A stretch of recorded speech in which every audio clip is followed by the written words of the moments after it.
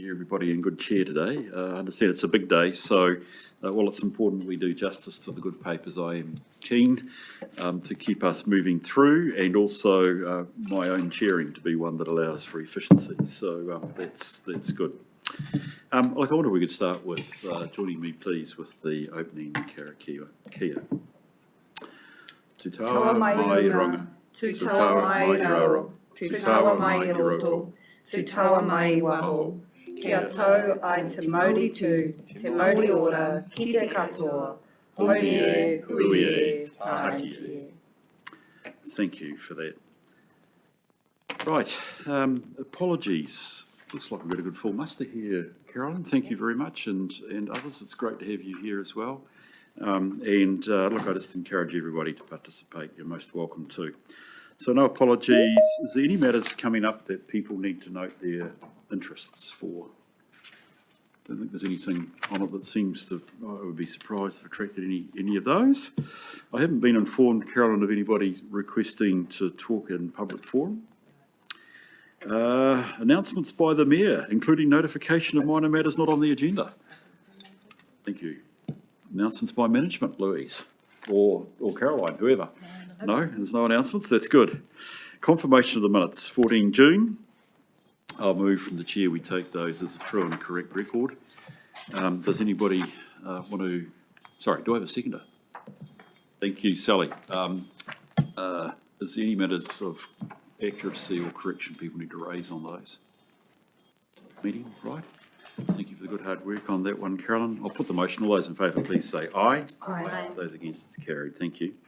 Minor matters not on the agenda. I don't have anything to add. I just note that when we get to PX, we will have verbal discussions with both Louise and indeed with our external auditor as normal. But I don't think that is of any. That's just normal. It's good. So I think we should get straight into the agenda and this very interesting paper.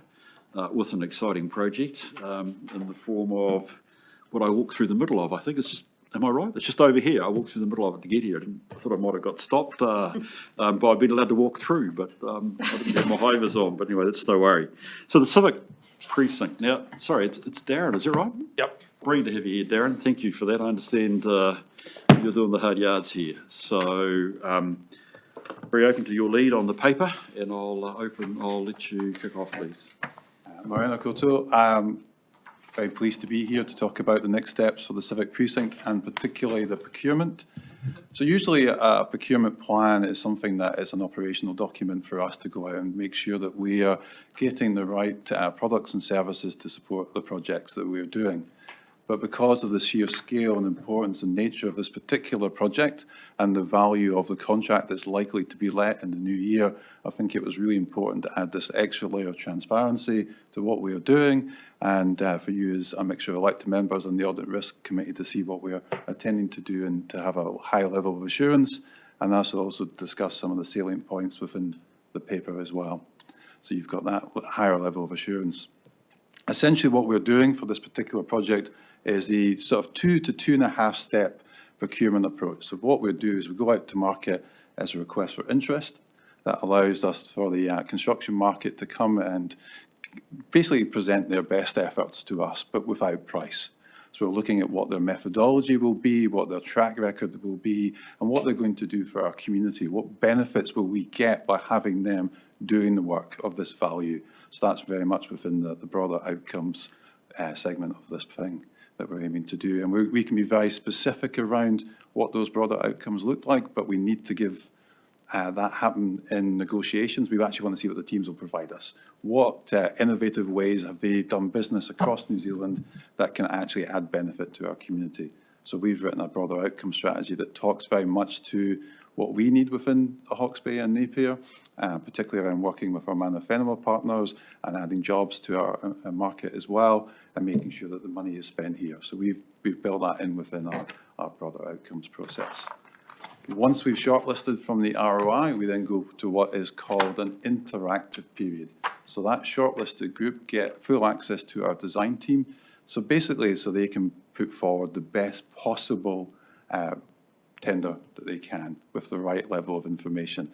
And they will get access to a higher level of documentation, Our design process will be at the end of detailed design come end of January, so they get to see basically those consenting level documentation so they can fully and accurately price the tender that we're looking for. And that's why the price becomes 40% of that evaluation at that stage.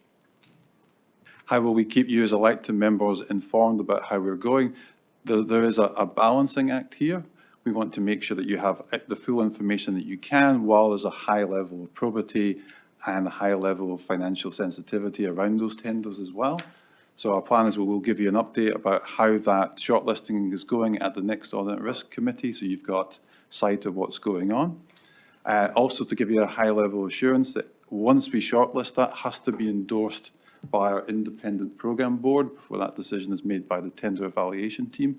So that will get a report written to our programme board, and then that will go to our project sponsor before we can get down to that shortlisted forum. It's also good for you guys to be aware this has been a 2-year process essentially to get to this stage of a procurement plan. This was indicated within the commercial case of the library business case back in 2022 that indicated what our procurement approach would be. We've done pre-market engagement through a market sounding that happened in January and February of this year. So I think we spoke to 11 different construction organisations to get their feedback in our process to understand, are we going to put something out to the market that will be attractive and that they will want to bid to? You'll also be aware that the market has got really soft of late. This is going to be a very aggressive tender. I expect both local and national companies to go into this. We might even see some partnerships, some joint ventures between local and national, because the market is incredibly hungry. And because of that, there will be winners and losers. There'll be someone who wins this tender, and there'll be 8, 9, 10 disappointed people as well. So that's why we need to have a really rigorous process, have a really good probity plan, which goes alongside this paper, so we can show to the market that we've gone through a really accurate process, that we're really clear about our decision making. So that's it kind of in brief. Happy to take any questions on that process. Brilliant. That is really superb. Look, I do probably ultimately have some questions, but I'd like to invite my colleagues first to have a discussion. The critical thing that's in front of us is actually I'm interested in the broader business case, which I can ask questions about afterwards. It's not relevant here directly for the committee, but the particular matter in front of us is to endorse the civic precinct main contractor procurement approach, as in contrast to the total project. So I just remind that's what we're aiming. That's what our role is here today, rather than the broader project. Although it may well be down, there could be one or two broader questions that people might like to ask. But I'd like to reflect it's the procurement plan for the main contractor, which is really important. Have questions from folk that like to raise? Ellie, looks like you've got your hand up. Kia ora, thanks for that. And I think the process that you've outlined in front of us is really brilliant. I'm interested in how sort of we landed on the evaluation criteria, and wondering if you could talk to us about the non-weighted evaluation criteria. Is that a simple pass, fail, don't pass, go, or how does that work? Essentially that, yes. So one of those is around, and I need to write a slight amendment to page 25 of the procurement plan, where one of the mandatory requirements would be having to have done work up to the value of 35 million within a regional centre. We actually think as a team that we should drop that to 25 million to give a more opportunity for the local and regional market to bid for the work, to get into that ROI process. That also opens up more opportunity around joint ventures as well. Yes, usually that mandatory criteria is a pass-fail. And for the general evaluation criteria, it's gone through multiple workshops within the design team itself, using the expertise we have on doing previous tenders. So we have multiple disciplines, so structural service engineers, architectural, QS, they've all had input into this process, our procurement experts as well, and then that's then gone through our programme board and also through channel to our procurement lead at council. Brilliant, thank you. Darren, if I could just ask a couple of questions, which ultimately lead me to then being able to make my thoughts around the procurement plan there. So bear with me, given I'm outside the organisation, there's probably a couple of questions here that I just need, I would like to understand. So the business case which essentially is your procurement strategy, amongst other things, about how you, I think you used the word procurement approach, Yep. for which this plan is part of the widgets that make up the total process. I get that. If I've understood it correctly from reading the procurement plan, you will be at consentable detailed design when you go to market with the shortlisted tenders. Yes. Obviously you've had the first stage approach. I take it there is a potential for value engineering or some form of revision of your detailed design once the prices come in. Yeah, so we've already gone through a very detailed value engineering exercise in the last 8 to 10 weeks to increase our contingency. Once a tender is in, there is opportunity for that awarded contractor to suggest design changes, more so around material choice, usually, that using their expertise around the buildability of the buildings and landscape, that they might see something that we haven't seen that gives us an opportunity to build in greater contingency. So that's where that value engineering bit would come back in. It wouldn't be fundamental design change, it would be around mainly material use and how we might go about constructing the thing. And that could be around sequencing, for example, that you do one building first, or you decide to do it in parallel, that they've seen something that we haven't. That's where you probably do that value engineering exercise. Okay. No, I'm just interested because, I mean, obviously you've got WT involved, so you've got a sense clearly an estimate, probably a darn good estimate of where the prices within the market should land. Yes. But the market will deliver what the market delivers, and it may be that there has to be some and that team, through you, sorry, Chair, that our team have a QS, the build contractor will have a QS. There will be some nice tension there between what we think it's costing and what they might think the market's doing. So we will continue to monitor that. Can you just explain to me the CLT? That I take it this is I've forgotten what the acronym CLT stands for, but essentially you're building a wooden building, nice idea, with a bit of steel in the middle of it to keep it upright. My layman's terms. Tell me a bit about how that CLT arrangement fits within the overall ability then of the contractor, of the tenderers. Because of our concerns around securing production space from any of the CLT suppliers, because essentially only 2 within the Australasian market, there is some out in Europe. We did an earlier procurement piece around that specific product about 5 or 6 months ago, and that was evaluated, and we have a preferred CLT contractor, so making sure that we have factory and production space. Then they would be novated into the main contractor. So there's a term sheet that goes out with a contract of this size that's gone through our legal representation to make sure that's correct, and they are nominated as a novated supplier to the main contractor to assure that we have a high certainty of price as well as production, so we know what that price is locked in, so we won't be seeing any escalation on our cross-laminate timber. Brilliant. That's very helpful. Again, thank you. I'm posted clear, but it's good just to get your clarity around that any tenderer has to take on board the existing arrangements you've got around the basic CLT type based construction, which makes a lot of sense to me. Can I just look, and this is not directly related to it, but you've given me the diagram on page 7 of my agenda. What's the difference between the advisory board, the steering group, and the control group? Yep, I can go that. So a project control group is basically the design team, expertise, project management, so your core delivery mechanism for the project. So we meet monthly to go through any risks or issues or changes to program that require a decision level at my delegation, essentially, and then to highlight anything that requires escalation up in our management of risk. So it's basically taking the 3 layers of risk management that you see as best practice in program management. Anything that we require any additional decision-making or direction then goes into the steering group. So the steering group is essentially a mixture of council officers, so 3 members of our exec are on there, and key decision makers within the organisation. So they have a high level of awareness of how the project's going, particularly as we move into more operational requirements as we go on this project. So how are we going to operate the thing? So when my project team flick over the keys, that we know actually how to turn the engine on and make sure we get the best value out of the investment, essentially. And that'll be particularly critical around how the library operates and how our workplace is designed within the accommodation block. So these are all quite critical things. The advisory board is an endorsement board. They are a kind of extra layer that we put in around risk protection, and that's what they're there to manage me on in particular.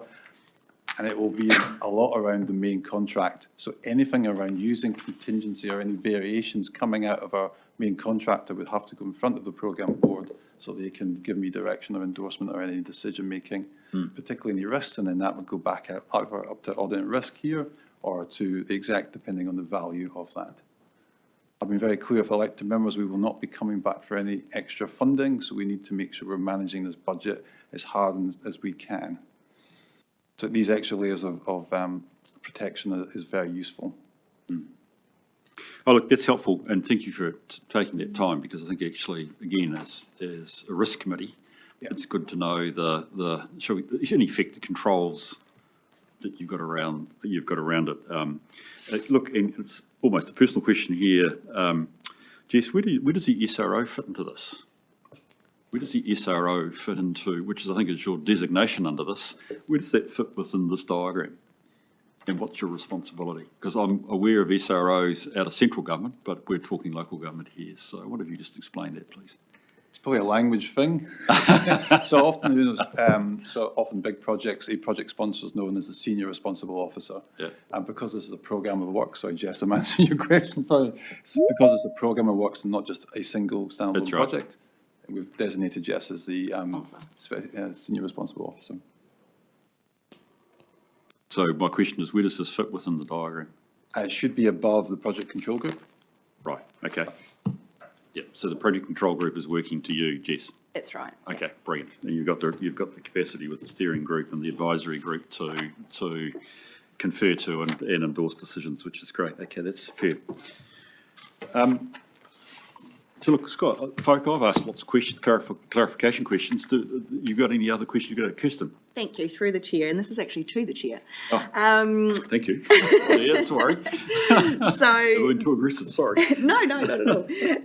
So this is certainly, in my 11 years on council, the largest capital project that we have undertaken, and my read through the program, procurement approach and probity plan, it did appear to be very robust and detailed, and it gave me a level of confidence. However, never having experienced a project of this size before, I thought I'd just tap into your experience, Bruce, and just seek your opinion in terms of your level of confidence around these documents that we'll be endorsing today. Look, I mean, to reveal how I'll vote, I'm very happy with the arrangements that are in place here. I could opine that it might be belts and braces, but I actually think in the current environment, and dare I say it without getting into the political correctness, that you're building a nice to have, not a must. I think it's actually really important that you take the extent of control that you have there. I am interested, Darren, I haven't seen it done this way before. I am interested that actually you're going to consentable design with a tender set before you get a price.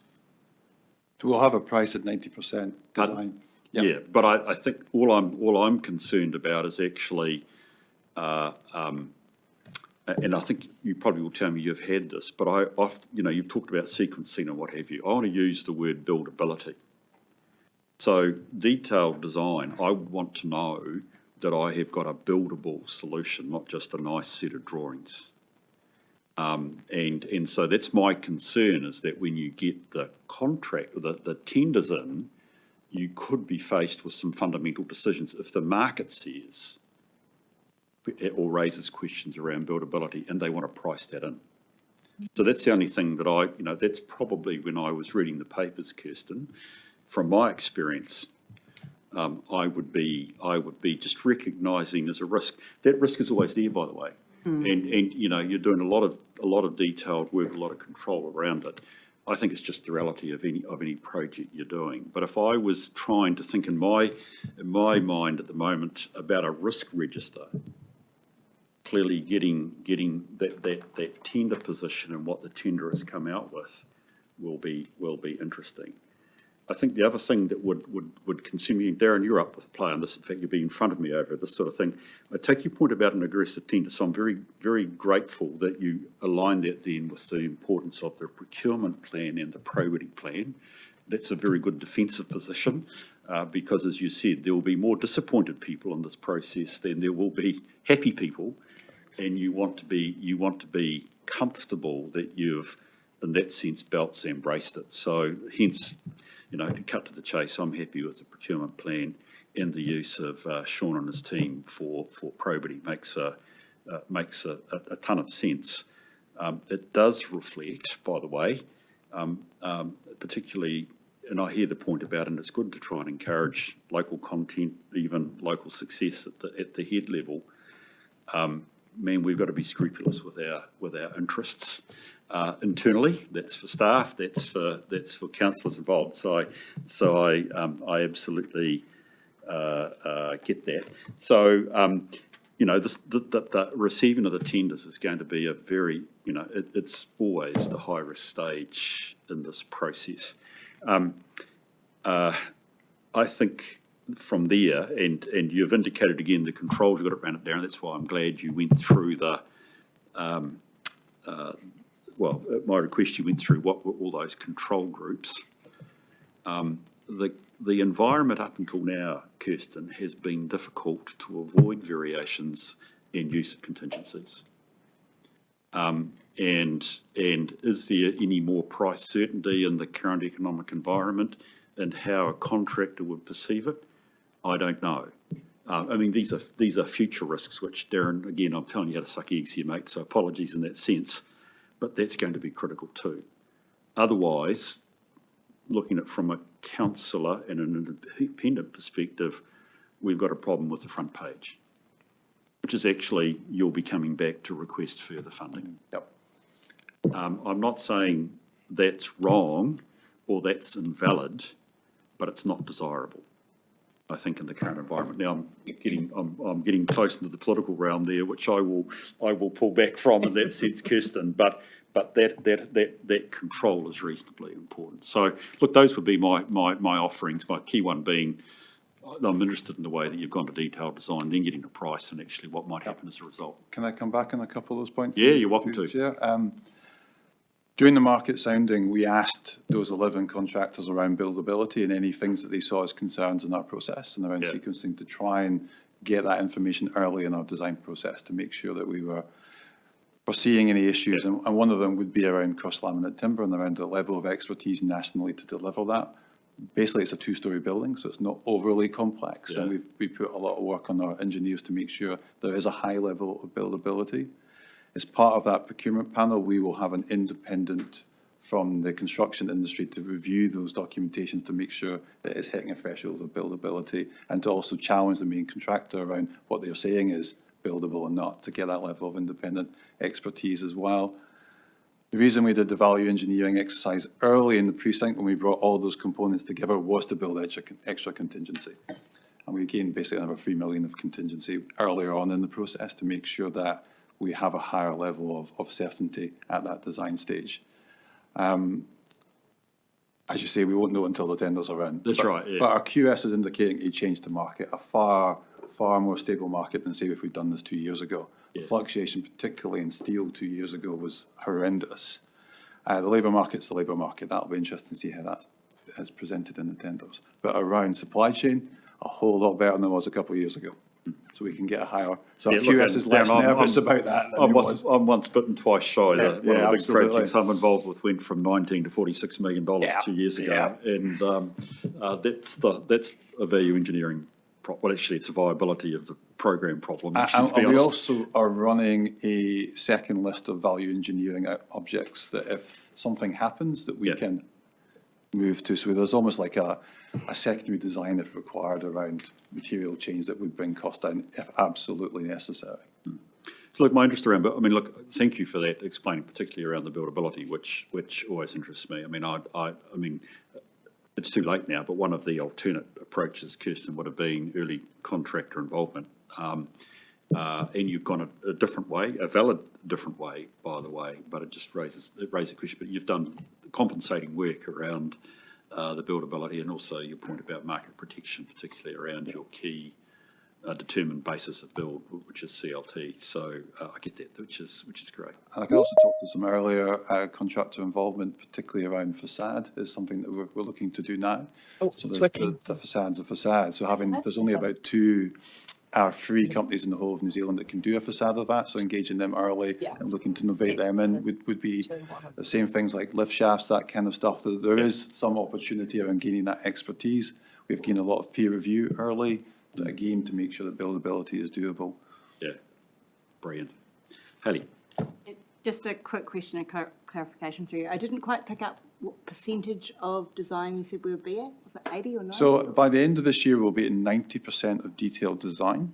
So final detailed design is available on the 25th of January. That's the drop. So the QS, because they're available earlier, not doing Christmas, they are going to QS full on the 90% and flag anything that is of concern, not so much price, but of certainty levels. But the QS is in every design team meeting. So the QS is seeing all of it on a weekly basis. So their job is to flag any issues with me first of all, and then into our project control group if he's seeing any change. So we've got a high level of confidence. One of the other things, and I guess I'm open to there being no role, but I'm wondering about the role of this committee going forward in support of maintaining good control. And I wonder if this would be at the program level, by the way, not the project level. You guys, I don't want to get down where our nose should not be.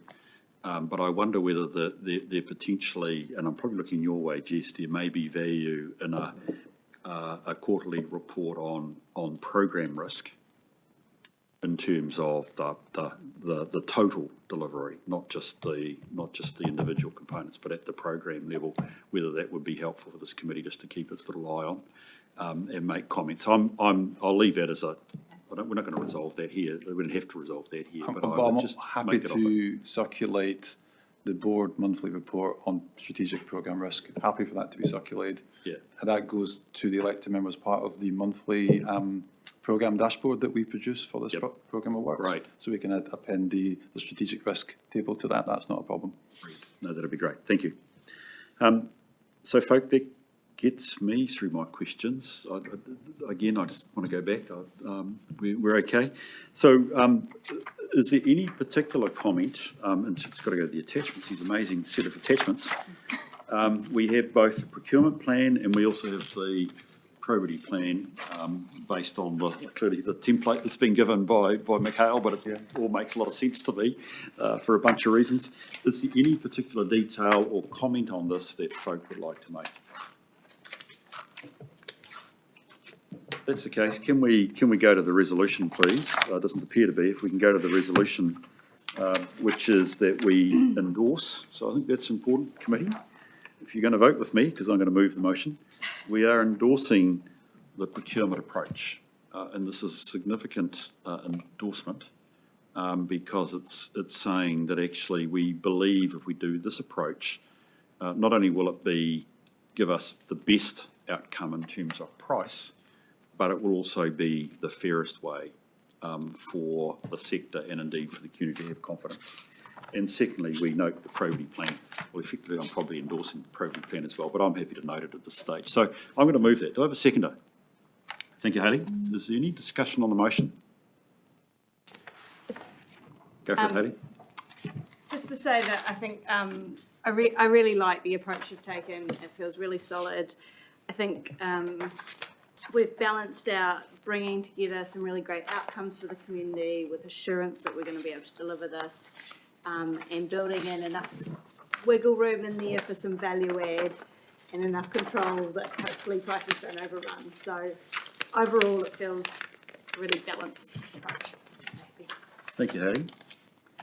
Right, on that basis, let me put the motion. All those in favour, please say aye. Aye. Those against? It's carried. Thank you very much. Darren, thank you for that. Hopefully you might see a bit more of you, mate. Nice. That's really good. Best of luck. I hope the key thing is we get something across the road up. And so I'll be interested to watch as it carries on. Right, we could then move, please, to a very interesting paper, which I think actually was prefaced at the last meeting, to be honest, which is good, which is the draft indemnity and liability policy for council workshops and meetings. Yeah, thank you. This is, as I said, a very interesting paper. In your hands.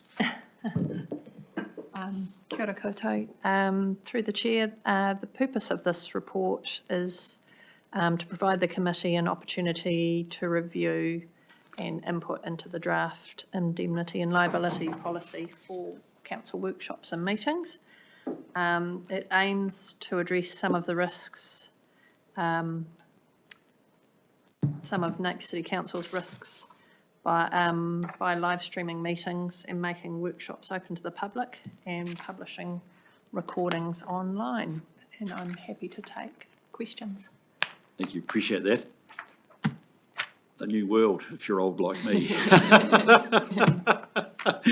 Sorry, Kirsten, go for it. Thank you, through the chair. And in light of the fact that this is a new world, as Bruce has said, you make reference into the paper, in the paper about this being current best practice. And with this being quite a new need for a policy, I was just wondering where you had actually sort of sourced that current best practice, and if you had looked at what any other councils may have implemented recently. Yep, we did quite a thorough investigation of what other councils had in place, and utilised what they'd had in place. Some have had policies in place for a while in relation to meetings and live streaming. So yeah, we did a sort of thorough review of what was out there, and that informed what we put together. I have also tried to contact the Ombudsman's office at your suggestion, Bruce. I haven't had a response yet, but yeah, hopefully they might be able to give some input prior to the council meeting. Thank you. Yeah, look, I'd hope so. It was either a legal review, but I mean, this is really, I would hope the Ombudsman's office, Kirsten, would be helpful. I must confess, I'm a bit intrigued because this is the first one that's come across any of my committees. Okay. Not that I'm saying that it shouldn't be, and perhaps it's being dealt with elsewhere in my other engagements. But I get this. I get the need for this. Where it would be wrong to talk about sections of the community, but I've got at least one engagement where recordings are an issue. So I think it's important, and well done to you and Napier that we actually got this policy. So I certainly would want to endorse it. But it would be valuable to know that the Ombudsman's office has had a chance just to reflect on this. So I hope they come to the party. Yeah, I'll definitely try and follow up with them. Yeah, okay. Okay, yes, hey. Through the chair, I'm interested to see how this would play out in practice. So, for example, we're in a meeting and someone says something that is misleading or defamatory or offensive. How does this kick in? Is it a point of order from one of us, or? Through the chair, it could be, yes, or the chair of the meeting may decide to pull somebody up on that. In a meeting situation, standing orders covers a lot of this stuff. So really it's following in line with those. The reason that we developed this was because the workshop space is a little bit less formalised. But yeah, it would be something like that, somebody raising a point of order and pointing out that they felt something was being said that wasn't correct, or whatever the situation was. Just clarify. So it's essentially, it is driven by us as elected members, or would staff sort of have our back on it too, in terms of like, cut recording? No.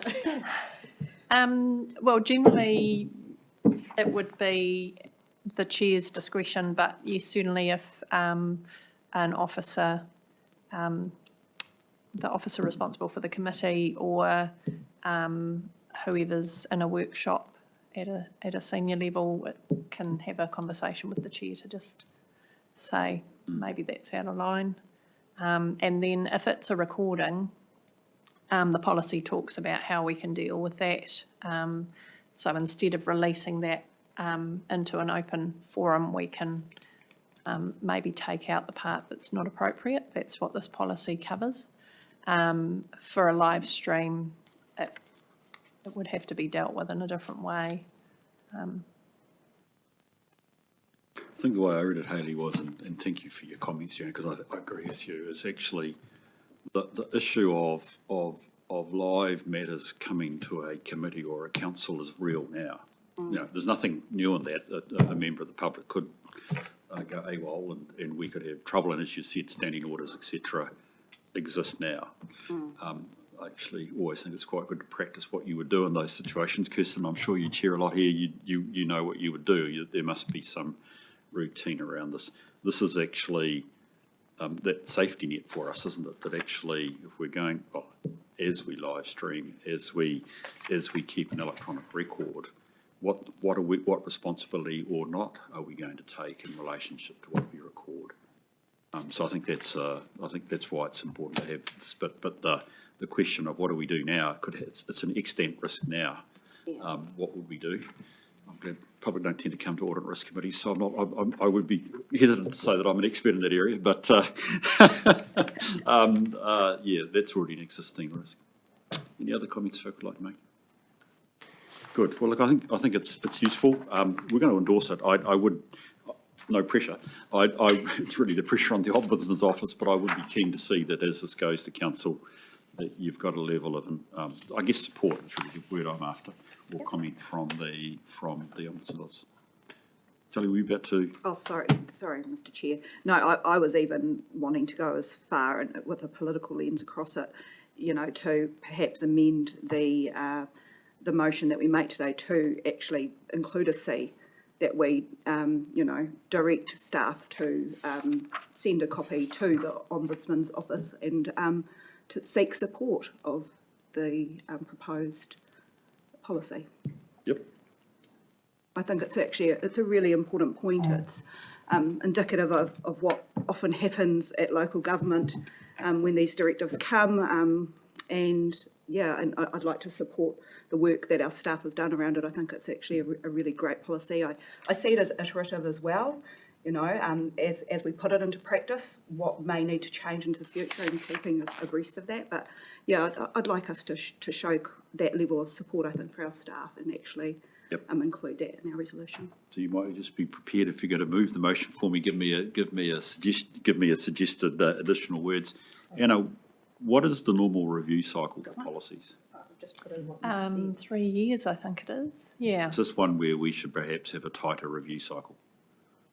Certainly welcome to. I just wonder. Sorry, I take your point, Sally. Could review it maybe in 12 months and see how we're going. Given I made an ageist comment that this is new, it might be useful that we just reflect in a year's time. Is it working for us? Have we had issues? Because it's not dissimilar to moderation of social media, and that's fraught with difficulty. So I just wonder whether we should also agree, as another point, that actually this be held under a 12-month review. Okay. So, we can't see it. I just look to see whether we don't actually. Can you just read it? Can you read it out to us, please? I've got Sally's C, which says direct officers to send a copy of the liability policy to contract workshops and meetings to the Ombudsman's office to seek support for the proposed policy. And where you've got agree that the policy be held under 12-month review, put it in under B. Recommend to council adopt the draft indemnity liability policy for council workshops and meetings with a review date of 12 months. Yep, that's fine. Yeah, I'm comfortable. That's sufficient. I'm happy to second that. Thank you. Appreciate that, Gregor. That's good. You take it you've moved it, haven't you, Sally? Sure. Thank you. So I can make you guys do some work here. It's a bit cheeky. Okay, any debate on the motion? None? Can I put the motion then, please? All those in favour, please say aye. Aye. Those against, it's carried. Brilliant. Hey, that's great work. Thank you, team. Sally, thank you, Sally. Anna. Who's Sally? Thank you, Anna. Appreciate that. Process policy review. Always interesting, and I'm grateful for the work ELT are doing here. Who wants to speak to it? Oh, no, Talia. G'day, Talia.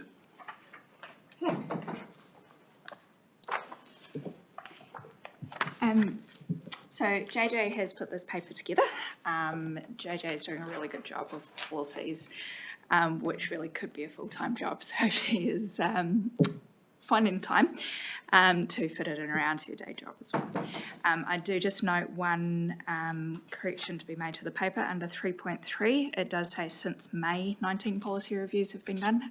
That would have been great, but I think probably would have looked back at the previous papers. That's the total policies that we've done since we started reporting back to you.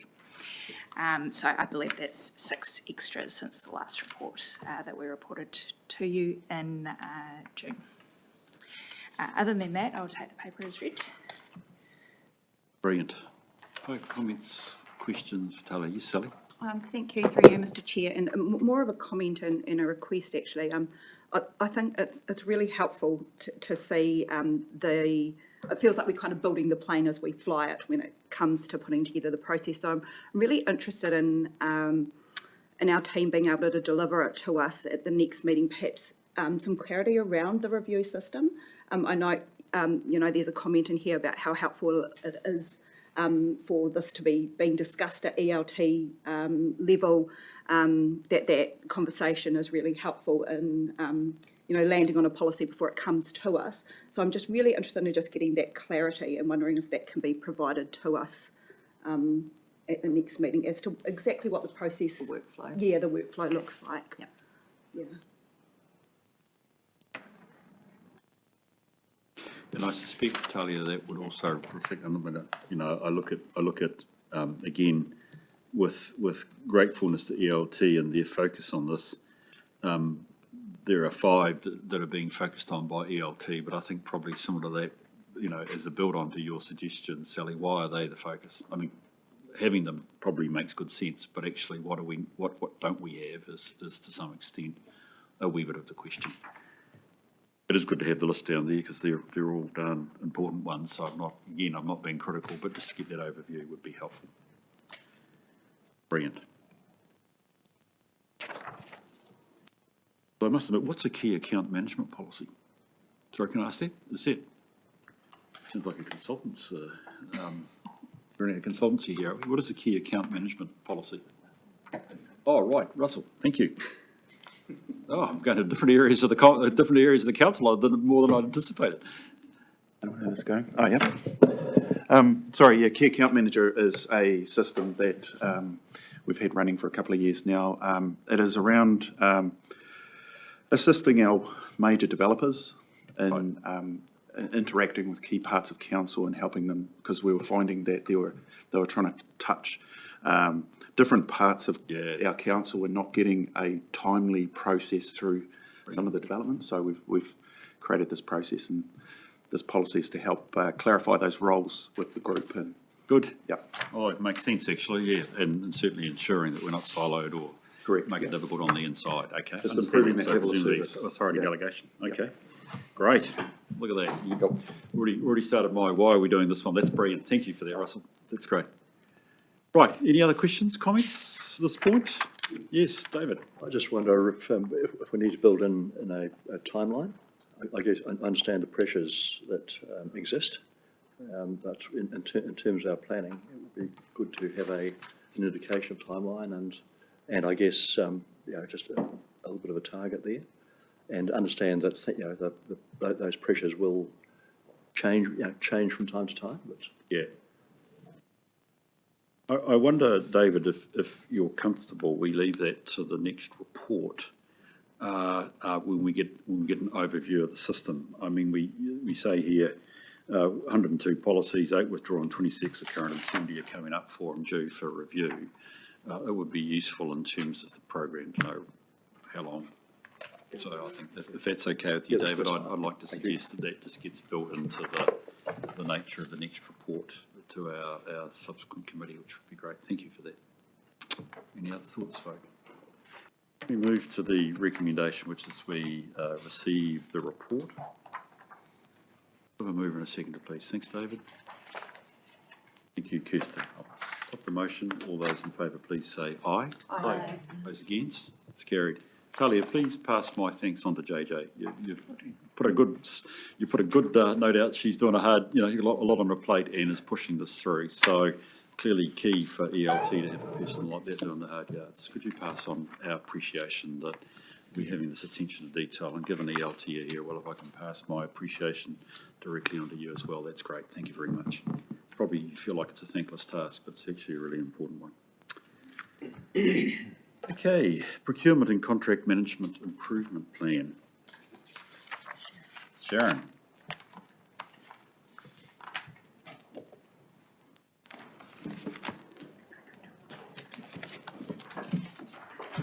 Morning. Welcome to the meeting. Great to have you here. Thanks. Thank you. So this is around the plan that's developed out of an internal audit report. So Council's internal audit provider, Crow, completed an internal audit of contract management. That was brought to the previous audit and risk meeting on the 14th of June. So the report identified a total of 11 risks, 3 high, 7 medium, 1 low. And the management responses to address those risks included the need to develop a procurement and contract management improvement plan. The focus of that plan was to promote operational efficiency, achieve compliance and standardisation. It was to streamline our processes. So in order to do that, we have, and you'll see in the diagram, there's different arms around how we can improve the delivery of procurement and contract management. This plan relates probably to the middle, so the second column of that table. It means that we are going to focus on building capability through developing guidance material, templates and documentation, processes and procedures, instigate more training, and also use some of the technology that we have available at the moment.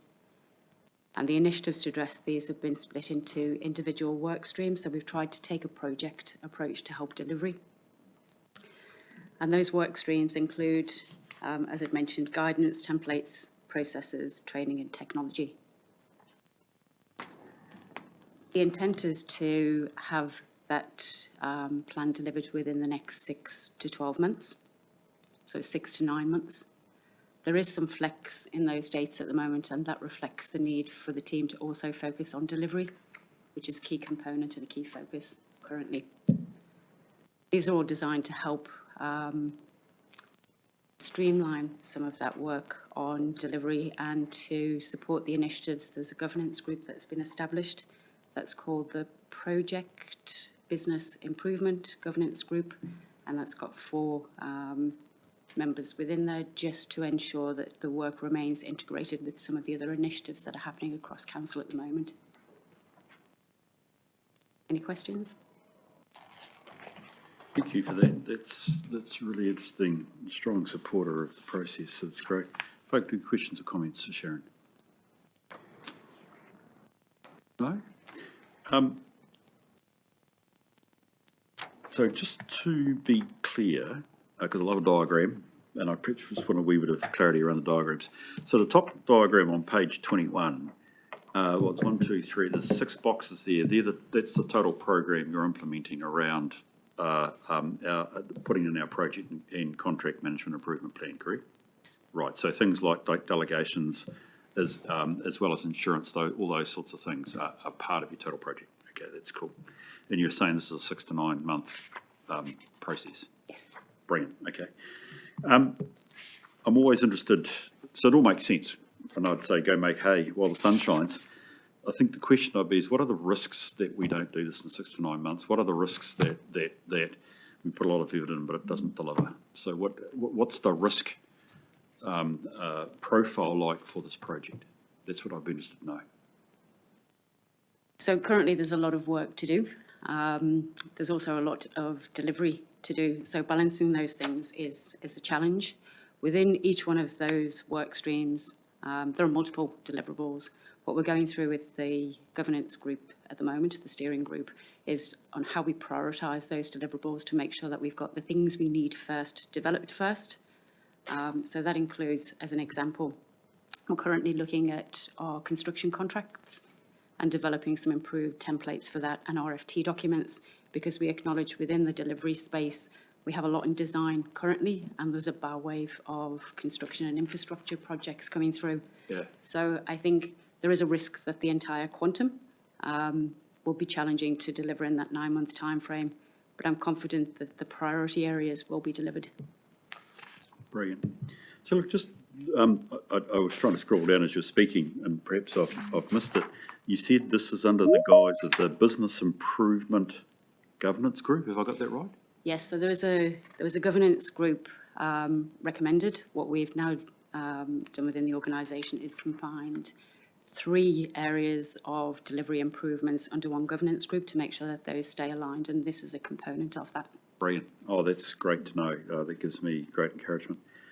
So look, I've got one final request, but I'll bring that at the end. Are there questions, Hayley, it looks like? Sorry? No? Was your hand up? It's still formulating in my head. I'll give it a go through the chair. Just, I'm thinking about this in the next paper and how there's a lot of change management. And I'm just, is that the change management governance group? Are they looking at across organisation how we do change, or? My understanding is there's a piece of work underway to look at change across the organisation that's not yet currently established. So this is managing specific change, but those two will connect. So through the chair, I can answer that question. So yes, it is something we're looking at. We obviously are trying to balance our resources around that. Establishing the PMO will have some change resource within it, but potentially I may be seeking a additional fixed term help just to help us. Brilliant. Oh, that's great to hear, and a great question, by the way, Hayley. That is a really important part, and hopefully it's helpful for you, Sharon, as well, because you want to effect change. This is essentially what we're trying to do here, amongst other things. So there's any other questions for Sharon? Sharon, look, I'd like to invite you to come back to the next quarterly meeting with the next phase on this one. I would be keen for perhaps a more detailed, is the wrong word, but a more sense of what are the risks around the project. Because I don't have any trouble that you've got a program in place, you're doing the right steps. I'm interested from a governance perspective that we're supporting the initiative. Therefore, I'm interested to know what are the risks or what might stop us from achieving what we want to achieve. So if I could suggest that you come back next time until we've got the project through and we have an understanding of the risk that's behind the project, that's perhaps the best area we can deal with and help you and support this what is a very meritorious program. Thank you. Agree, and that's a good idea. We're working with the steering group at the moment, just putting some of those basic project management tools around this work, so risk will be one of those. Yeah. Look, and I appreciate it. It may well be, and I don't want to cut across the work of either committees or groups, but maybe you need to discuss that a bit more with the Business Improvement Program Governance Group. Sorry, no. I'm trying to get this right. PBI. If you haven't got 5 words into a committee, it can't be a real committee. You may want to discuss that request from me with them, but I'll take your advice as to the relevant place. But it seems important that as a governance group, we get a sense this carries on, because the project management and contract management is so pivotal to what is dear to our hearts, which is called delivery. So thank you for that. Thank you. Can we move to the recommendation, which is that we approve the procurement contract management improvement plan and contract management improvement plan? I'll move it from the chair. Do I have a seconder, please? Thank you, David. Any discussion? No? I'll put the motion. All those in favour, please say aye. Aye. Those against, it's carried. Thanks, Sharon. Appreciate that. More improvement plans, which is great. Love it. This one is dear to my heart. Kate, where are you? Thank you. Or Russell. Whoever's going to speak to this would be really great. Thank you.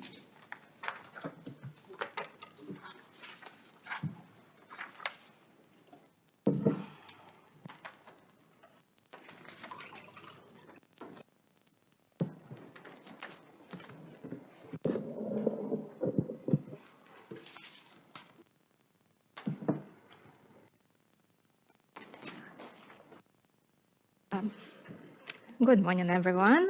I'm reporting on the asset management roadmap progress. And And I have to mention that over the past 8 months, as a strategy team has been working on several key activities. And by the nature of these activities, I can split them into categories. The first one is the creation of asset management steering group, which is different from the other steering groups that has been mentioned today. And the other 5 initiatives are instrumental in consolidating the asset management system. And by the system, I would like to emphasize that it's not just IT or digital system, it also includes procedures and processes. And here we created asset management steering group last month. It was previously endorsed by executive leadership team. In July, we had our first meeting, and the next one will be on 19th of September, where we start to discuss how we can drive improvements within this asset management roadmap, because they will be the engine, and they will implement those activities in their portfolio. So then we also worked on the centralization system for managing asset attributes and assets. So that has been successfully created, particularly in the asbestos management space, because that was one of the crucial steps to improve our compliance according to the legislation. Then we also made optimization in the service request process. We improved our effectiveness. We started to proceed it better. We have basically data workflow there. We created reporting dashboards, started to do digital inspection schedules and analytics collection on the background, which would help to inform decision-making where and what needs to be prioritized. Again, asset capture is happening in the digital space as well, and had quite significant progress there. So this process started to feed in our system so we can make more informed decisions. Any questions? Thank you for that, Kate. Russell, was there anything you want to add to that before I open up the questions? No, not at this point, no. Thank you. Right, so we got quick. Haley, I know thank you. You've given me some sense. So I think you should have first. Crack is the wrong word. That's totally the wrong tone. First. Hand off the ring. That's right. That's right. I need to go for correctional training. Please just ask some questions here, please. So. Yeah, kia ora, through the chair. So like, obviously in our role as governors, like I'm not an expert in all of this stuff. So one of the things I was trying to do was try and relate this report back to the roadmap that we signed off in December last year. And I struggled a bit to find, I couldn't see the links. So just wondering, so looking at the timelines, I see they've moved quite a bit. So most of those boxes in that graph that is on page 24, they look like they've moved sort of 6 to 9 months. We're sort of 6 to 9 months slower than where we thought we would be.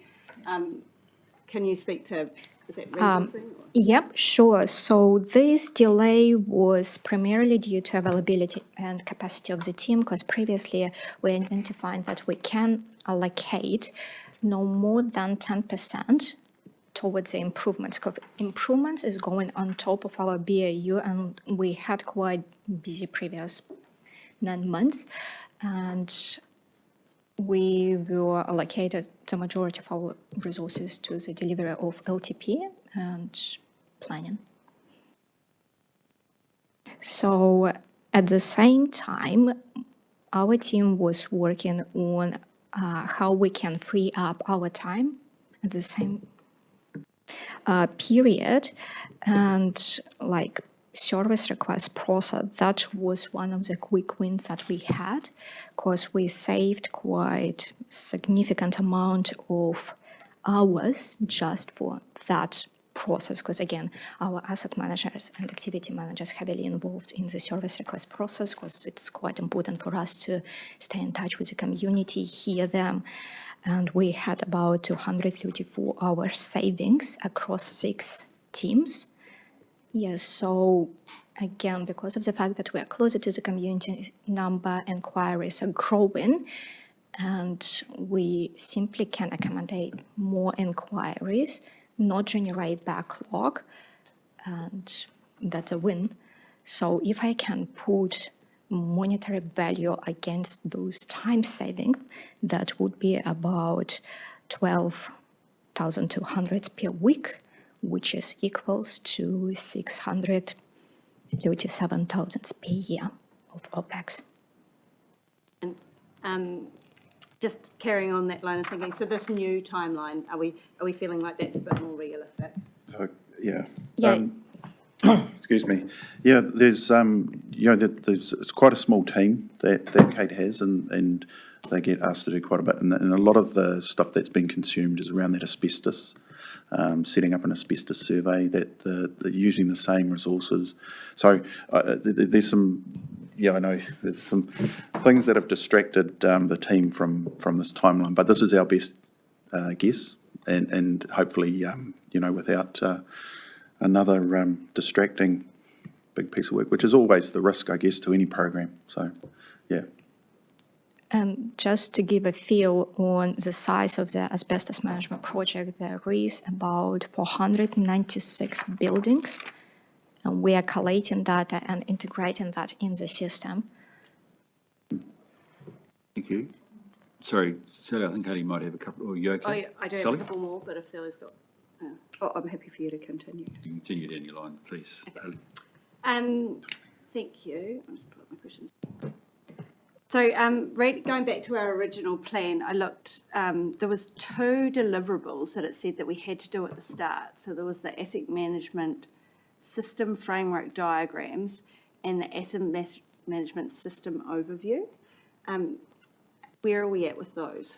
So in terms of the overview, we started to work on that, and one of the deliverables that we have at our operational level at the moment is the asset management system plan.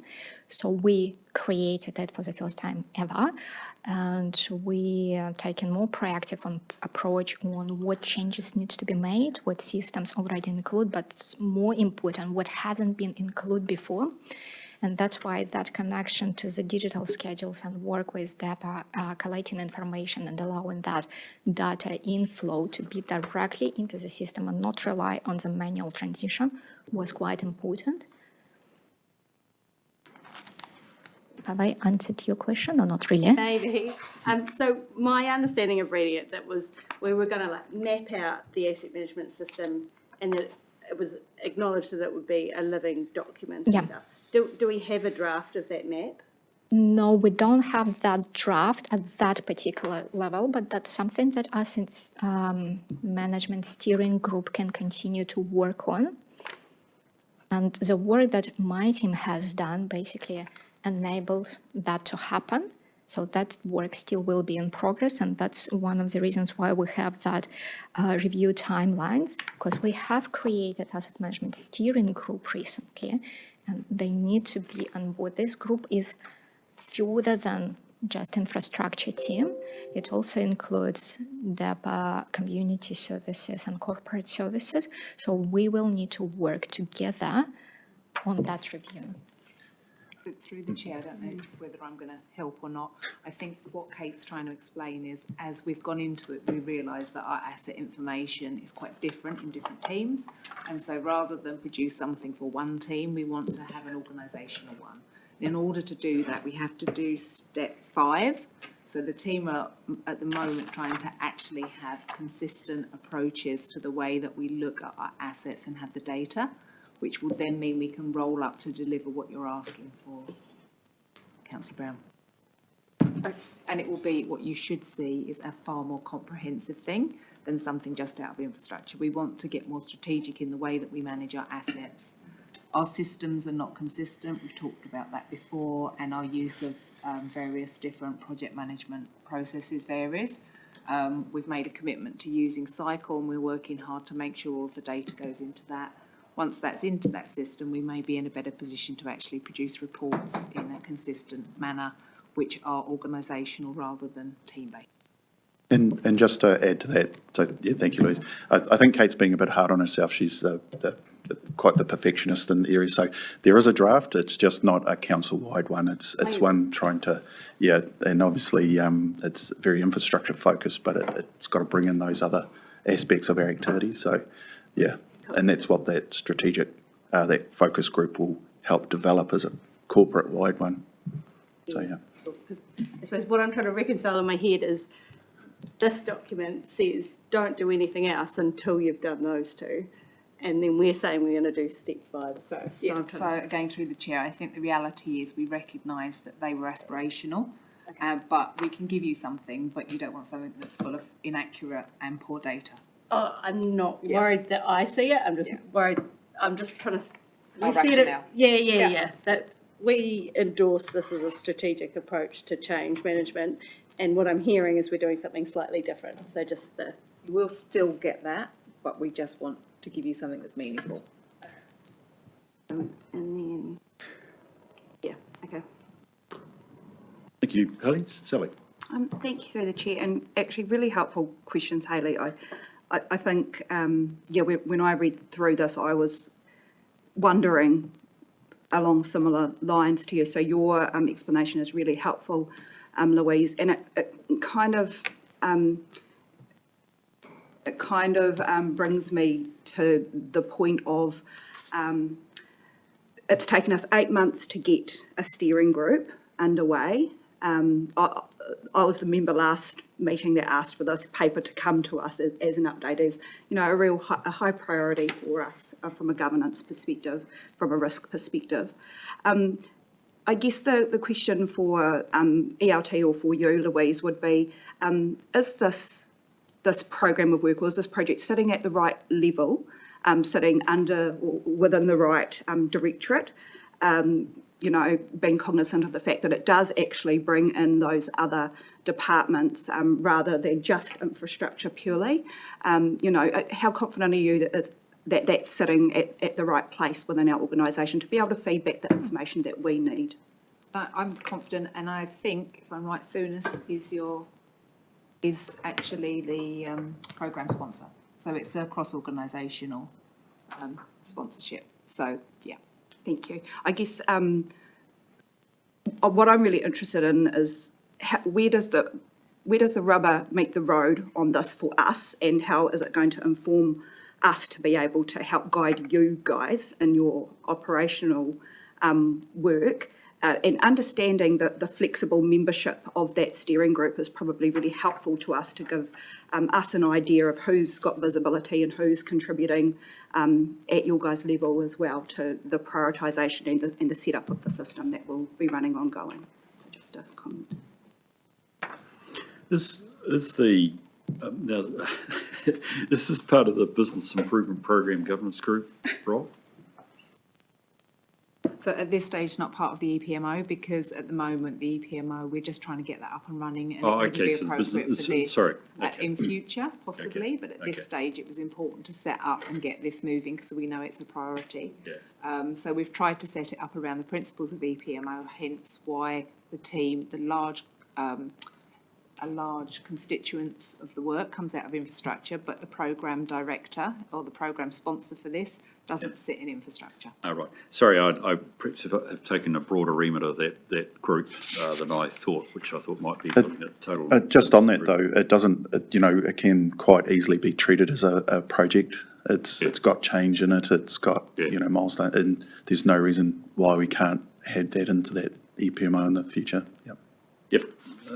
Okay, that's fine. I'll leave that with you guys. Who's going to do it? Because you call them issues. I don't know whether they're issues or they're risks, but I go back to being interested with a project in place.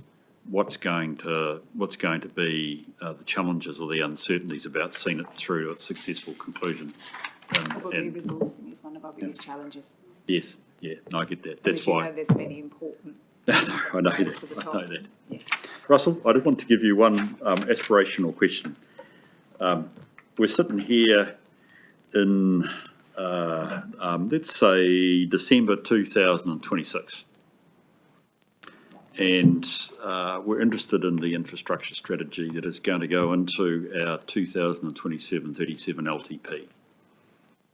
What improved information, better decision-making will I have in front of me when I consider making decisions associated with the LTP? I'd like to think we have a higher level of confidence in our data, in our condition assessment, definitely understanding our renewals program in a lot more detail, having a lot more confidence, and it's a multi-year program in our renewals. At this point, we're really, with some of the data, we're trying to flesh out like the current year's renewals program, and it's really looking for that, that long-term sort of investment portfolio for the infrastructure. There's still a lot of work. We'll have a lot more input and understanding about how we want to utilise our assets. There's certain portfolios that are going through that question at the moment, and that will help guide our investment or even a de-investment program, where we're changing it from one activity to another, and how that might look in terms of that budget portfolio. So I think we would definitely have a stronger team in terms of their confidence and understanding what they're planning for, what they're budgeting for, and also understanding what they can deliver in that space. Yeah. I'd love to see that recorded, because actually I think the critical thing here is what's the objective. Yep. And I think we're going to be in a disappointing place. Sorry, I'm black hatting now, sorry about this. Yep. We'll be in a disappointing place if in 2026 all I hear is from the engineers, we need more time to get more data. Okay, so I'm looking for what is tangible out of this. And I think if we aren't entering the 27-37 LTP with being much more confident around the data, we aren't laying the right investment now. Correct. I'd be very keen, because again, if we need that, and I'm actually going to tell you, you do need that,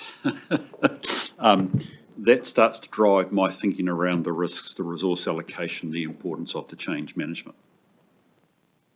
It's actually what I'd also like to see around the the PMO type stuff. What is the objective that we've got here? Is it relevant? Is it important? In which case, we'll start to think seriously about the risks that stop us getting there, and actually then the resource allocation. So hold that, mate. I don't know whether I'll be here to remind you of what you said, but I'll be very keen that we adopt this program with that vision in mind, because it's going to start driving actually the priority we give this project, which, Sally, I'm going your way. It's really important. Fundamentally, this is probably a key. Well, they're all key, and Louise, I'm coming back to your point. There's lots going on. This is all important, but actually, this is just so bedrock bottom. We've got to get it right. I know you are, which is brilliant. Already like some of your key achievements that you're outlining in the paper as well, which is really superb. Any other questions folk would like to? Yes, Kirsten. Thank you, and it's probably quite a segue from your comments, Bruce, in terms of as we work towards the aspirational goal and looking at these key initiatives that you've reported on for today's meeting, I would be keen to have an understanding of how you intend to report at a governance level on these key initiatives going forward, so that we can have confidence that you're making progress towards that aspirational goal. We can report on that through Sustainable Napier. So through the chair, I'd like to think that some of these indicators will be those that will be picked up, which will be coming through your dashboards to each of the committees. That's what I was looking for. Thank you. Yeah. Brilliant. That's great. Yes, Harry. Can I make a suggestion? And it's not about, it's more about the reporting than the work you're doing. Just from our governance perspective, like if we've signed off on that original asset management roadmap as this is what we're going to do, when we, because I like your report and I like all of the fantastic stuff you've done, but I find it really hard to relate back to are we doing what we said we were going to do? If we could have the paper more aligned with the original roadmap, if that makes sense. So because the roadmap's got quite clear steps in it around what we were planning to do. And if there's a reason for change, then that's fine, but just include that in the report. Perhaps I can make a suggestion through the chair that for the next meeting, we can come back and actually reset that. So if we're not going to meet those, we can clearly state where this was the assumption we've made and the direction we've given. This is what is now happening and why it's changed. Yep. So it will give you that line of sight. Yeah, perfect. That'd be really helpful, Louise, and if, again, it's like what I said to Sharon, if we can attach the risk, the key risks that are associated with the uncertainties associated with seeing the program through, it would be good. That's again where as a committee we can help support a very worthwhile initiative, so that would be tremendous.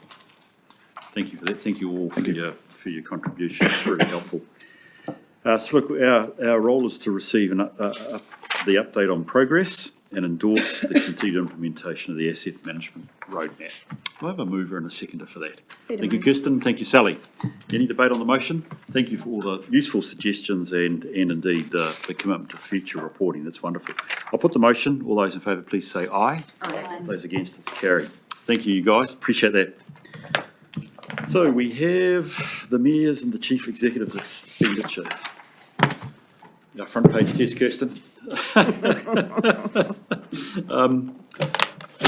Is Rowan, do we need to, do you want to talk to this, Rowan, or am I just going to seek somebody to move the motion? All I can say is, given you folk are members of LGNZ, I'm just envious of the price it costs you to go compared to me, but that's because I'm a filthy consultant. So there we go. Cheap at any price. Okay. I've got no comment on this. Does anybody else have any comment? Is anybody prepared to move the motion? Thank you, Sally. Thank you, David. I'll put the motion. All those in favour, please say aye. Aye. Those against, it's carried. Thank you. Right, internal audit recommendations and progress reports. So sorry, Ray, you do have to come this time. I should have said come anyway. My apologies.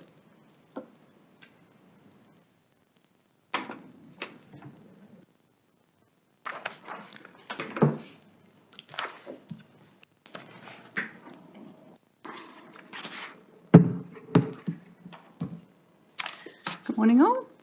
So this report is to report on our internal assurance activities for the last quarter. You may see I've slightly given you some more information in terms of a dashboard this time. The other report was starting to get a little bit big, but I've also provided that for you as well. So we have included in this report the key achievements for the last quarter, what's planned for the next quarter, and any issue and challenges we're facing in terms of the delay of the completion. I'll take the report as read, and are there any questions? Thank you, Rowan, and thank you for the clarity. Again, diagram paints 1,000, whatever. I can't even remember it. It's great, which is superb. So, folk, do you have questions at this stage for Rowan? Yes, Kirsten. Thank you, through the chair. Noting that there are several of these that are being held up due to the subject to the rollout of the LMS. Can you explain to me what the LMS is? Oh, sorry. I should have put a learning management system. Right. And what's the timeline around the rollout of that? Do you want me to answer? Yes, please, thank you. I can. So it's actually quite imminent, which is quite good news. So we are actually about to receive the system itself, sort of the shell of the system, and then we actually just need to develop the content for delivery. It's a learning management system. So that's one that our P&C team will hold the system, and they will be the owners of it for delivery. Yeah.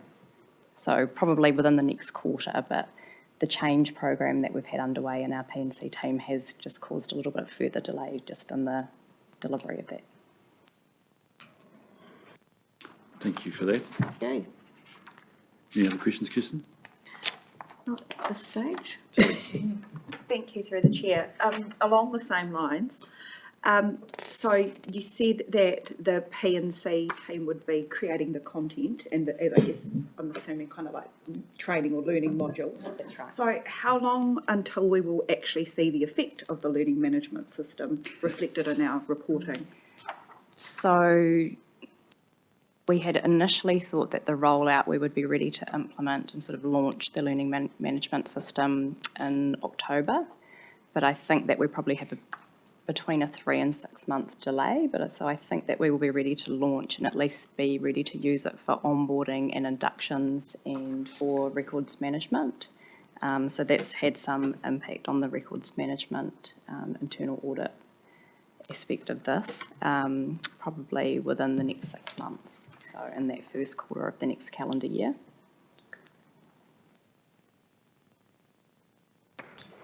It always,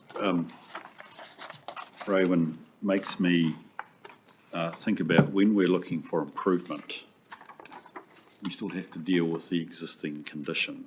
So if I talk about things like record, as you've got down here, records, because given they're not on target, and look, and I accept the challenges of change and getting the LMS system up and running. Are there particular risks we should be worried about that exist at the moment, which the future state solution will solve that we should be worried about now?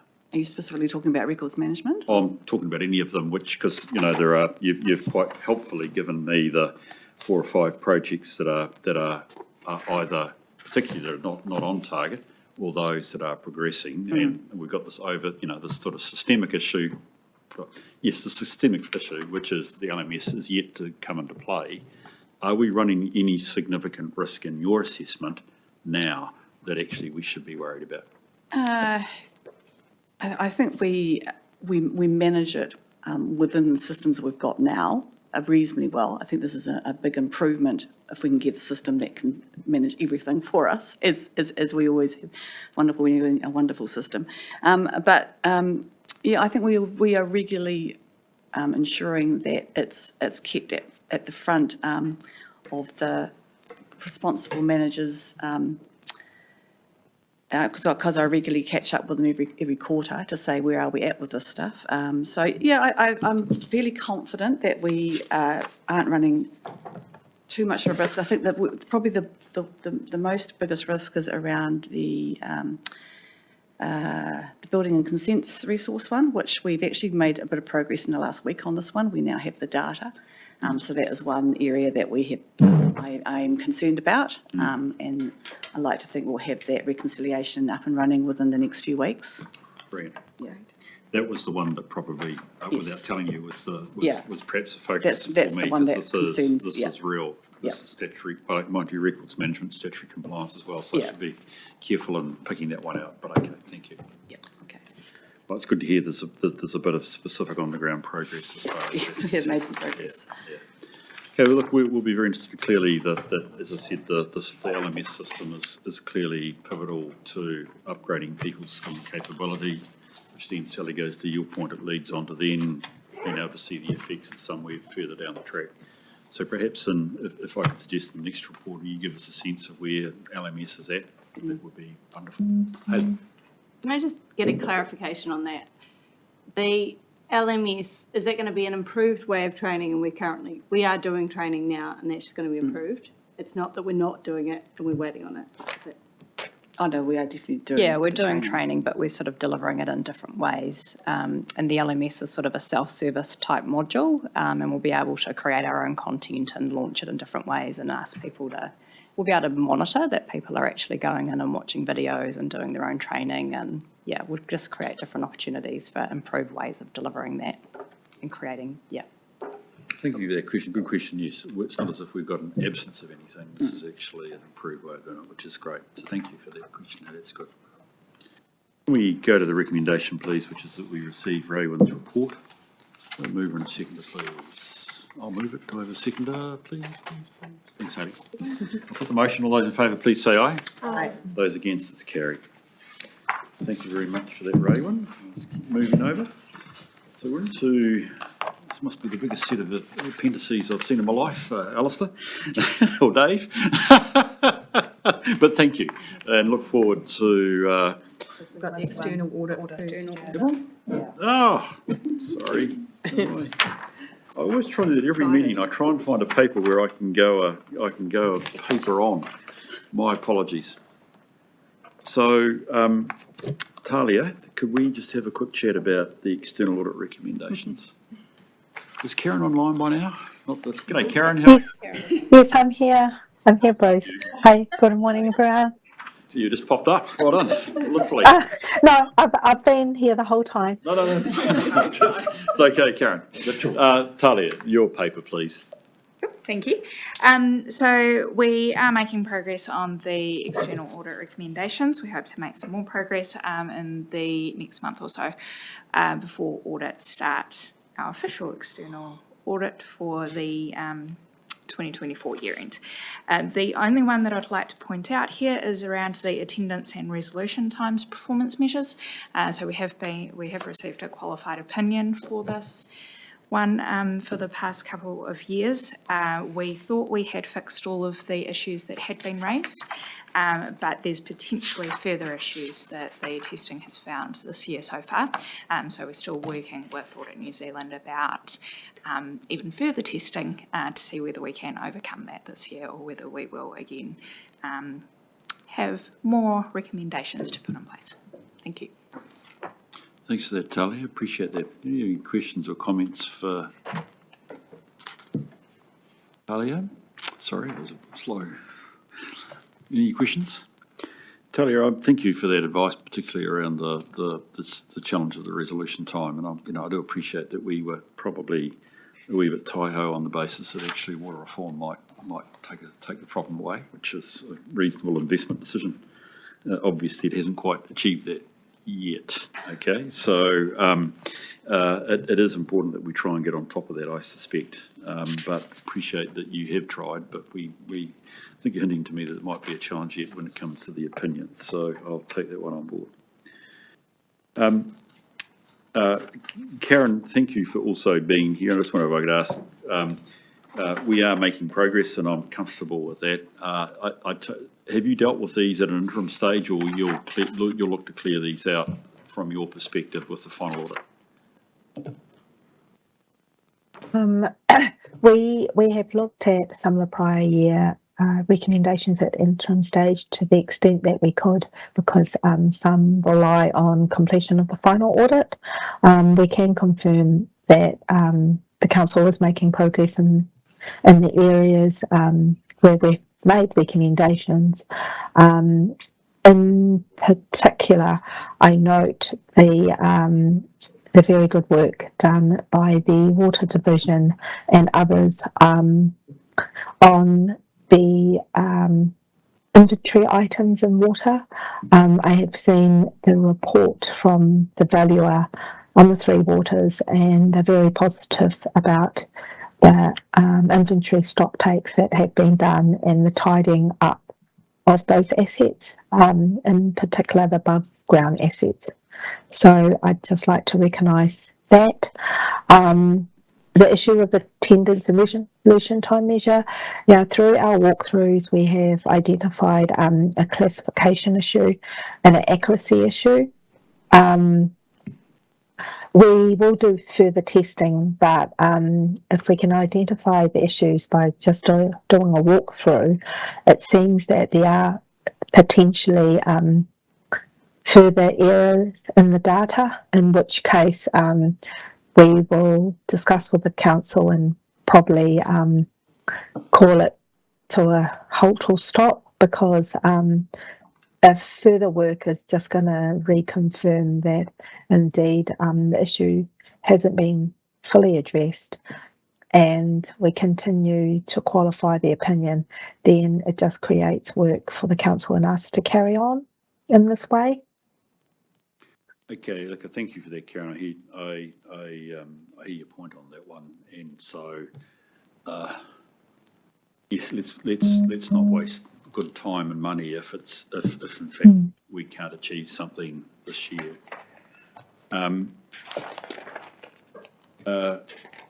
It's cold comfort to my colleagues, but I think there are a good number of councils that struggle with the required accuracy around particularly this measure, Karen. Yes. If not some of the other mandatory measures. Yes. I would like to suggest, though, that we can't lose sight of needing to correct this. I think water reform suddenly puts us back on play. And some of the briefings I've been receiving, I just want to reflect that actually, even if we were to, and I don't know where you're going with your water service delivery plan, even if we were to adopt the status quo, the regulatory arrangement will still be over us. And this is part of the regulatory arrangements, as best as I can see. So regardless of external audit and the irksome nature of it, what the logical impact it has on the opinion, actually, to be honest, I'm quite worried about actually the regulatory regime that we'll be working under, both economic and quality. So I just feel it's something that actually, Talia, I hate to say it, but I will be keen that I think as an investment for our future, whichever way it goes around water, we need to try and nail this. I know you're trying to nail it as well, but I'm also trying to give you a bit of semi-comfort that actually a lot of other people working with you, there must be some sectoral value in what's hitting us here. Any other questions or comments from folk on this one, please? Yes, Sally? Hoping that I'm reading this, maybe that there's an opportunity to sign another one off. The one that's fourth from the bottom, the Kennedy Park till taking sign off. It says that we were going to book to do a review in August. Then as we're in September, have we done it and can we sign it off? I believe the meeting was delayed. I'm not quite sure if it has occurred yet, but it's definitely still in the pipeline for sort of the next month or so. Groovy, that's great. Thank you very much. Let's go to the resolution, please, which is that we receive the status update report. Thank you, Talia. Thank you for your input as well, Karen. I'll move forward to that we received the report. Do I have a second, please? Yes, thank you, David. I'll put the motion. All those in favour, please say aye. Aye. Those against? It's carried. Thank you very much. Righty, now the risk management report. I think I've now got myself back on track. Thank you, Caroline, for keeping me on track. So Dave and Alistair, as I said, sorry, it sounds critical and it's not, but a lot of stuff here. In your hands, please. Yeah, Dave, I take it you're sitting at the table, you're going to take the lead, are you, buddy? Yeah. Yeah, thanks for the opportunity to explain this report to yourselves. Yeah, it's a very comprehensive report and I have to acknowledge that. Some of it's a bit about what I have to report to the Audit and Risk Committee as detailed in our risk framework, but some of it's a little bit more of a, here's the current state of the nation, particularly around the strategic risks, and here's the hard evidence of it. That's contained in the bow tie reports for strategic risks. Okay, yeah, I'll just quickly go through.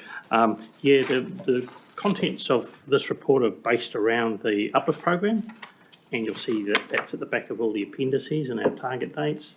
The next phase will be, of course, upskilling of staff across the board, including yourselves, get some understanding of what you're being presented and how to understand it in more details.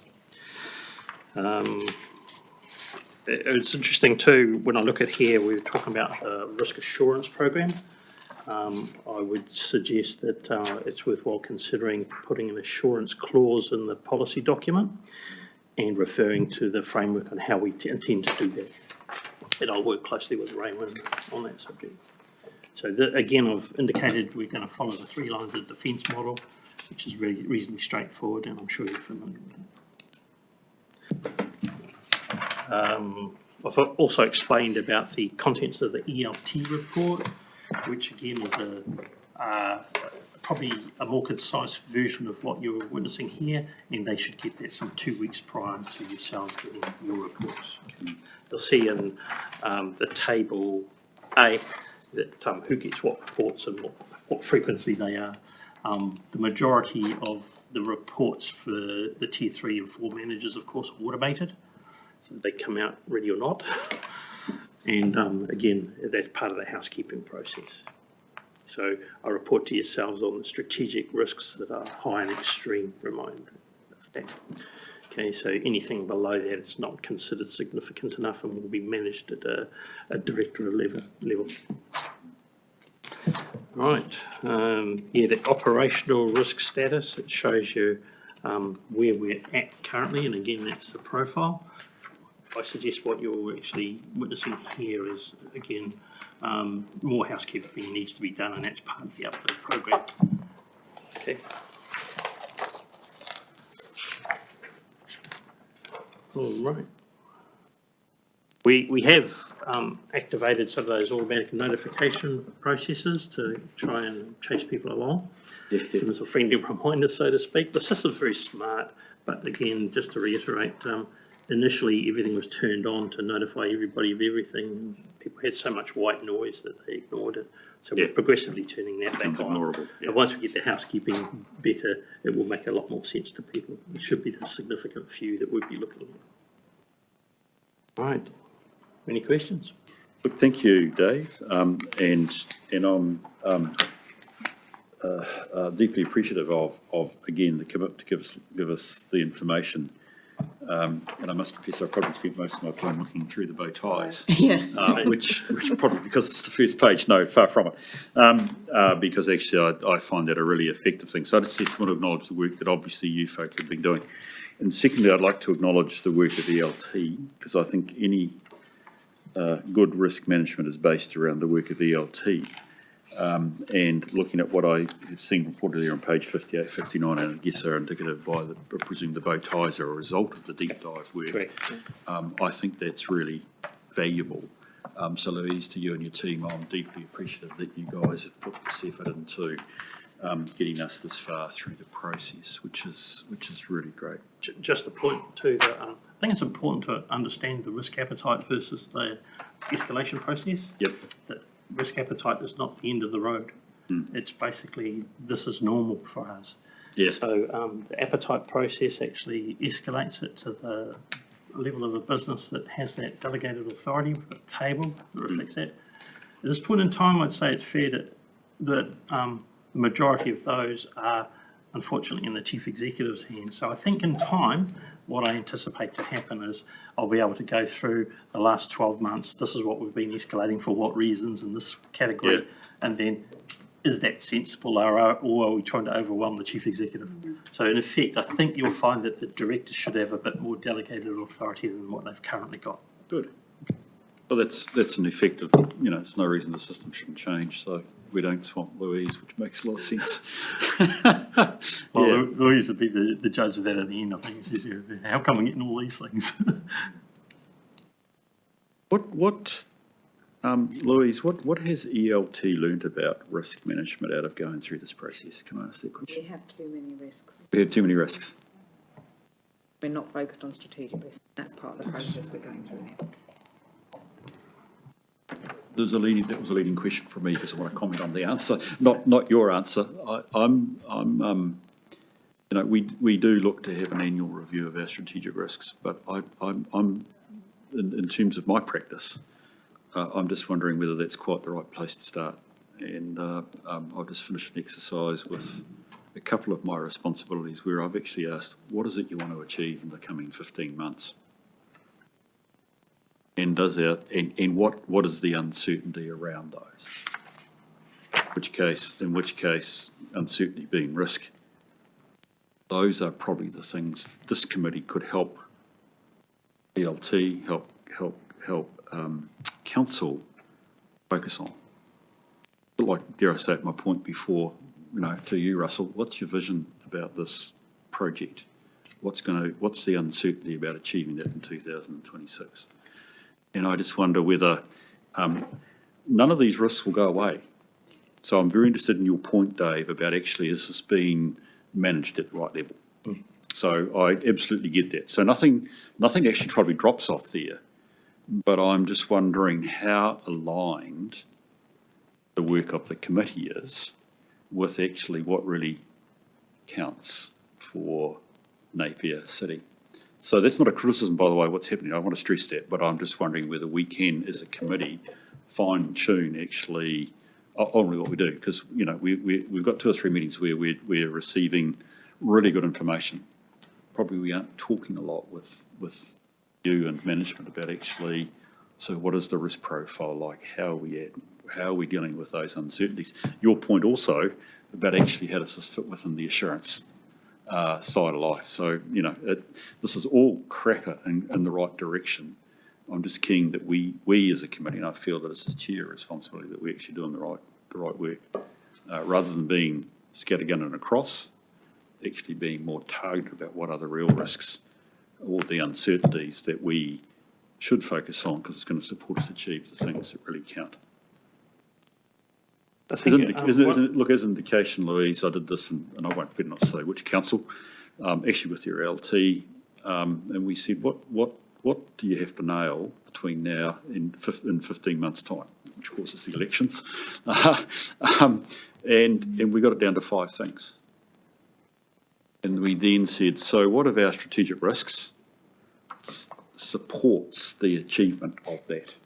Because shouldn't we be focused on those risks?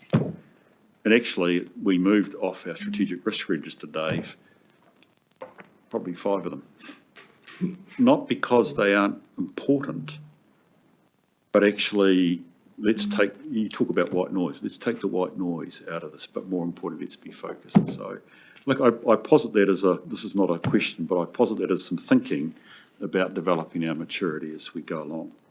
Yeah, I think it's important to recognise too that the treatment actions, which on the bow tie reports in particular, this is our work plan and the timeframe. Yeah, exactly. It's important to adhere to that, and that's why I report to the Audit and Risk Committee the adherence to those timeframes. Yeah, agreed. And we should be looking for the assurance that actually because actually this is the real engine, those controls are in place. I think what I'm trying to reflect is all these strategic risks are absolutely dead right. And I don't disagree with the process that we've gone through as a committee previously. I barbarise the Orwellian statement, all risks are equal, but some are more important than others. And those to me that are most important are the ones that are associated with actually what you really need to achieve. Now your LTP, clearly you've got to achieve, you want to, but even within your LTP, to be honest, there are about 5 things I would argue we need to nail this year. And does our risk framework affect it? I don't know where that leads us, other than saying I'm very grateful that we've got this, but I'm just wondering whether there's another step, which probably I should take outside this meeting and discuss with you, Louise and Dave and Alistair, in terms of actually how we as a committee can be moving ourselves on another step to work. Yeah, Alistair, welcome. Hello. I think the strategic risk dashboard which we've come up with, this one here, a key part of that is understanding what our objectives are for each of those strategic risks. So a couple of them were new risks and we don't really know what the objectives are fully yet. So we need to loop that piece of work off and then deliver it through to you to understand what the objectives are. And then that would probably inform that further piece you're talking about as prioritising what the actual key, say 5 focus points are. For example, the people and capability strategic risk, the first one on the dashboard there, we didn't necessarily know what those objectives are. So once we determine those better, we'll be able to line the risk up and make sure we've got controls in place to cover what we're trying to achieve with that part of our business. So there's a little bit to finish just to tidy this whole strategic risk kind of deep dive off, and then we need to communicate that through to you so you can see where we got to.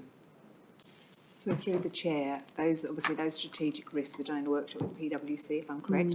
And I think what you're hearing is, as officers, we're not always entirely sure what the intent was from that. So I guess, if anything, my response back to you is it's not a conversation between you, me, Alistair and Dave.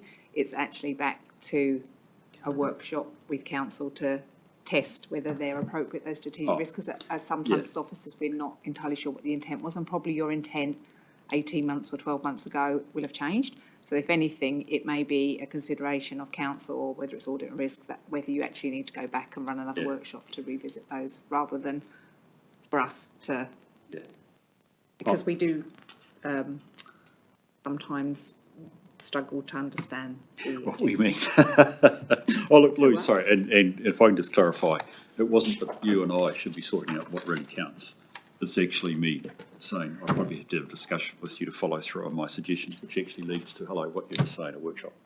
And it would be, in my view, it would have, as it has been, it would need to be with both senior management and also, and particularly with councillors. But I think I'm trying to indicate and perhaps get agreement with you guys about where the focus might be.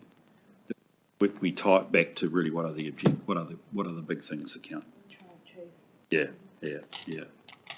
Okay, well, that's helpful. Thank you for that. Thank you for allowing me to, well, I took the time to go down that way. Is there anything else then that, you know, that's big picture, but there's a bunch of really good stuff here from Dave and Alistair. Is there any more questions or comments people would like to make around the risk information we've got? Yes, Kirsten. Thank you, through the chair, and wholeheartedly agree that I think it's very much time for another workshop. That's something that I have been keen as governors to have another look at, because it does feel like it was quite some time ago that we had that PwC workshop. I guess just wanting to confirm in terms of the risk appetite that has been applied throughout this exercise, is that also the risk appetite levels that were identified by governors at a follow-up PwC workshop? It is, okay, thank you. And also looking at the Uplift program and the 3 work streams, I note that you are looking to have those completed by the 30th of November, and just wondering if that's achievable. It's quite ambitious. It is, yeah. One of the things I've experienced coming from outside to the business is I was naive enough to think I could get 33 managers in a room and talk to them for an hour and a half. That's not the real world here. But yeah, I've been kind of doing it one-on-one for the last 3 or 4 years. What happens, of course, is that the time frame between each interaction, actually you lose a lot of ground and you have to go back to square one a little bit.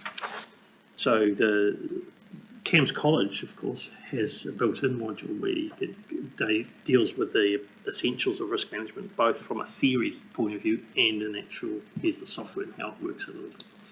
So the intention is to get all of the Tier 3 and 4 managers to do that. For yourselves, it's a little bit more targeted, and kind of, I had a great conversation with Councillor Crown just before that, yeah, it'd be great to have it on a page, like the workflow process basically, and I think that's a great start. So yeah, I'll try and achieve something of that nature, but again, directors have to be able to demonstrate all of this stuff that we're talking about here, so they have to understand it and be able to flow it down to their staff. It's not Dave's job to do all of that, if you know what I'm saying. I hear the comment, Dave. I agree, and I agree, by the way. It's almost like it's very easy to fall into the health and safety. It's the health and safety department's mentality. So yeah, risk is everybody's. Probably it's fair to say that I scratch my head sometimes and wonder what risks are not in the register. And probably one that comes to mind would be, how do people resource for whatever activities they're doing? How do they know they've got the right staff numbers? And it's not just the head count either, by the way. No. So, you know, that's kind of a common question I ask, but I guess the response is normally, we do the job, if you know what I'm saying, but there's no quantification of it. Yeah. That's just So that actually becomes a really important part, and again, I'm starting to think about it, you know, about our committee's work program going forward, which is actually how do we translate this into what we do actually on the ground. And look, a desire I would have is that we have a stronger relationship of the subject to a workshop. What's our renewed sense of the key risks with the risk owner, which presumably is somebody from ELT, just so we can understand, and particularly I would sit with the bow tie, and we would have an understanding of that. It's not a substitute for the assurance program we want to see around the controls, but it's that periodic chance to check in with actually what is the nature of the risk and how it could be impeding us achieving our objectives. I think it's fair to say that, and it's not the council, it's with this conversation, it's easy for a lot of people to think that it's a fire and forget process. It's continual, that most time you can give between reviewing any risk is 12 months. That's the current status. I sense we've got another program for the business improvement program governance group here, which in support of the process, which would be good. But okay, that's good. I think that's taken. Thank you for those questions, Kirsten. That's really good that we have that in mind. Is there any other questions folk would like to raise at this stage? One of the perhaps this is my final question, and it may be, Louise, you'd like to address this under PX, but I wonder if at this stage, I'm always interested, Dave, in emergent risk. There's a lot of, actually it's interesting going through these exercises about what really counts in the coming 15 months. It's amazing actually how relevant the existing strategic risks as defined are. But is there anything new that we should note at this point before we move off strategic risk at this meeting that I could call as emergent, and I would invite anybody from Louise or you, Dave, Alistair, to comment on that we should note at this point? Well, part of my role is to scan the horizon for global emerging risks. Yeah, I know there's a fair bit of emphasis on the monkeypox epidemic at the moment. From a personal opinion point of view, it's I think it's critical that we understand the method of transmission of this disease. Probably not on parallel with COVID. Now, business continuity plans are trying to contend with that at the moment. So, we could consider that an emerging risk, but at this point in time, I really don't think it's at that level. Our business continuity plans, by the way, have slightly shifted, and we don't have incident or event specific reactions. It's kind of the level that's what's important to us. So we're just shifting into that mode now that, is it kind of localised slow burn or is it quickly upon us kind of stuff? But yeah, I kind of try to keep that in mind. It'd be very tempting for me to say that there are emerging risks in the operational world, but until we do that housekeeping, I think it's fair to say that we really need to get that on track to say that this is what's bubbling out of some of the stuff that we've got. Sometimes we've got controls that we feel are totally effective, but until you actually scratch the surface and prove that it doesn't exist or whatever, or it's not that actually that good. And I do play the devil's advocate with my role, but it's kind of, and that was a really good session we had. I had a good session with Russell regarding his determination of risk for his strategic risk 15. So that's kind of bumped up a little bit. He still has the authority to sign it off at his level as an escalation, given he's the director. But we did a sense check of how really effective the controls are, and not quite as full as, so those treatment actions have to fix that weakness there. Brilliant. Look, and I'm conscious, Rachel, thank you. You've been very patient there. You may have a question for the team here. Kia ora koutou. No, I was responding to your call for emerging risks, Bruce. I just wanted to raise with the committee that we are currently an interested party in the coroner's inquiry into the deaths during Cyclone Gabriel. That process is just in its scoping phase at the moment, and we will be making submissions on the scope to the coroner jointly with Central Hawke's Bay and Hastings District Council. Yes, as we're seeing with coronial inquiries, that is a profile issue which would be wise to deal with. So we've obviously got a program in place over that, Rachel. So that's great. Through the chair, can I just respond on monkeypox? Yep. An email went out yesterday. We're already working on this to ask people to be preparing. It's good. I must confess I'm potentially mixing one of my roles with the government department, but actually you might have seen the article about bird flu in Antarctica. If we're thinking about external events which could affect us, that would if it got here. Got that on our radar. Actually out of interest. So the business continuity just comes back to your business continuity plans and what have you as well. That would be a fundamental impact on us here in New Zealand if it got here. So that would be well worthwhile. Louise, it may be that you have views on the local government conference, but you may want to raise those later on if I'm inviting you, or is there anything you want to raise now? No? Pardon? No, nothing to add. Nothing to add, okay. Yeah, I do. I think it's an emergent, not risk, I think that it's a factor which we need to take into account. I actually think some of the non-legislative directions, or some of them are legislative, that the current government are going in is quite fundamental to the way in which we operate. And I do think that's something that, and I say that in a politically neutral way, by the way, and actually I think that's something which from a, and it may be more relevant when we get to a workshop to discuss some of those things, because actually I think it will impact significantly on how Napier, let alone the rest of the sector, operate. That will be, that is again something that we should keep in mind. Right, thank you for that.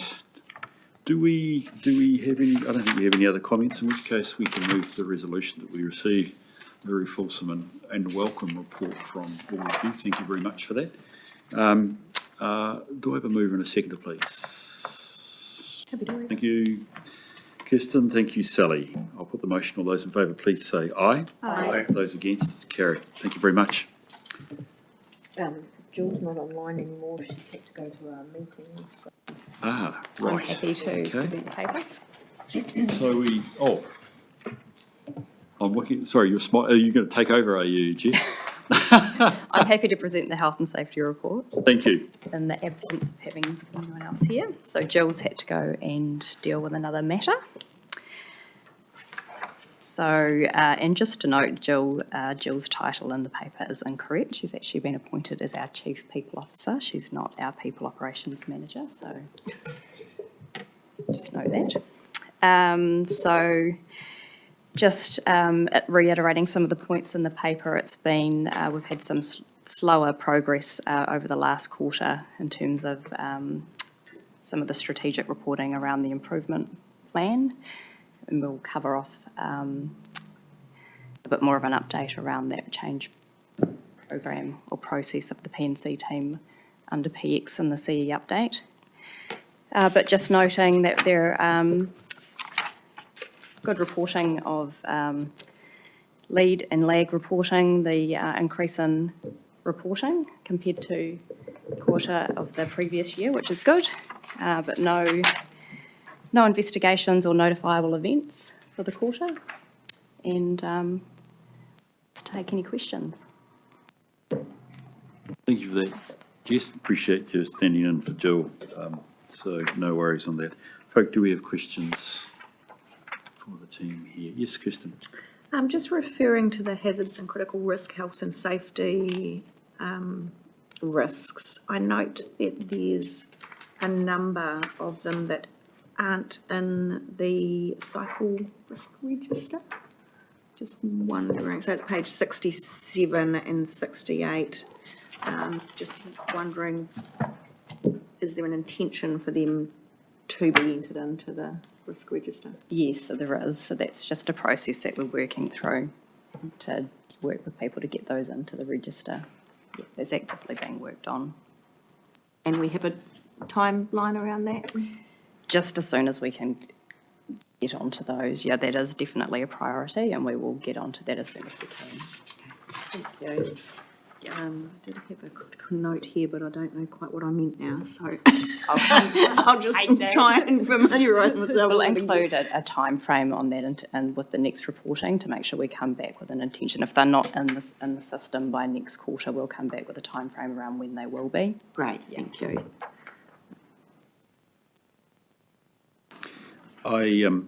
Jess, I love the essentially the workstream program update, or the uplift, whatever we want to call it, that you've kept in front of us. And look, I appreciate that's probably been affected by everything you've hinted at in terms of changes going on inside the organisation at the moment. We'll be keen to see the progress that's made around that. I'd like to suggest as a governor, this actually is probably the most critical diagram, because it's actually saying we're getting, we're upgrading our response. So I appreciate that at this stage, there's probably a bit of It's slowed down a little bit. I don't know whether tight-ho is the right word. Seeing I'm some sure there's a lot happening. really sort of good improvement in the maturity of our reporting within the organisation, and I would say also the maturity of our health and safety committees, the presentation of those, and the contribution towards those committees internally is really improved. Yep. And the maturity of those committees and the reporting within the committees as well. So we're seeing some really good progress internally in the organisation. So we're really pleased. Brilliant. Thank you, Bruce. That was my other question. Oh, sorry. That I was Okay, trying to okay. decipher. You have a chance, want to have a comment or even ask the question? No. Are you okay? You've asked it Brilliant. now. Rightio. Yeah. Look, again, I think as a committee, some of our best work we can do in supporting management with a clearly good initiative is to understand what is the program, and dare I say it, what are the risks attached to it, what's going to stop us achieving it. So, but I mean, the work streams are critical to our responsibilities under Section 44 of the Act. So I'm very grateful for that insight as to where we're at. Okay, are there any other questions folk would like to raise? I think in terms of the lag indicators, in terms of events or whatever, whatever, that sounds terrible, doesn't it? The events as described here, etc.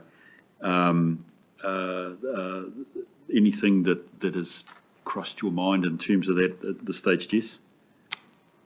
No. It's up, but the No, reporting's up, which is up, good. but No as I lost time mentioned, there are, injuries. no notifiable events or investigations within the quarter. So I think that's actually positive that we're seeing, good numbers of incidents being reported, which we are encouraging. So I tried to, to be honest, and I can say this now, I was at Hamilton on Tuesday where we had a very similar matter where 0 events required to be investigated and 0 contractor events, and I said, shouldn't we be celebrating that? But I said, how do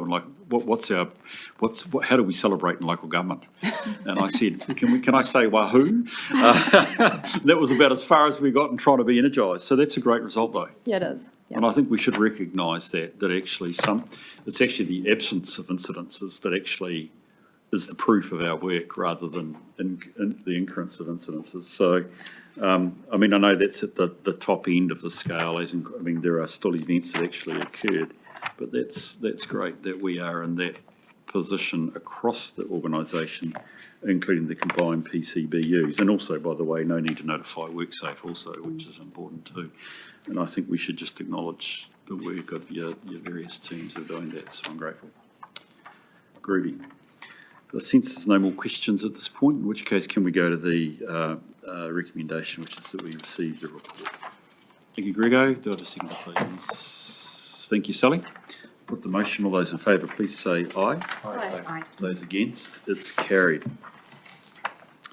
Rightio, we need to move ourselves into PX. I think it's time for that, Caroline. Am I correct? Brilliant. So it's to have a quick session with Louise and a quick session with Karen. I consider the reasons for that reasonable, so I'll move from the chair to PX. Thanks, Grego. Is there any debate on that motion? Being none, I'll move it. All those in favour, please say aye. Aye. Those against, it's carried.